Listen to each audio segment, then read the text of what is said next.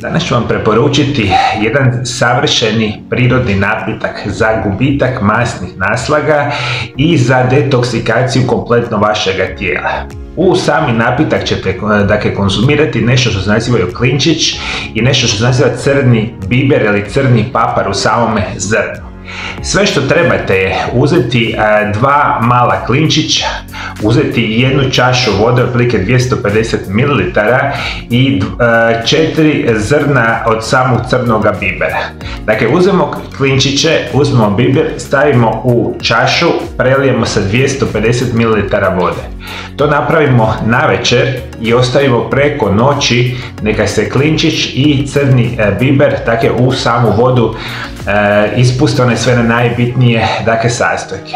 Ono što ćete napraviti sljedeće jutro, tu istu vodu ćete staviti u lončić i stavit ćete na vatru i pustiti neka voda zagrije. Provrije voda i nakon što je provirila voda, nakon nekoliko minuta, uzmite, procijedite klinčiće i crni biber. Ostavite vodu sa strane i možete nakon 10 minuta unutra staviti jednu malu žličicu soka od limuna.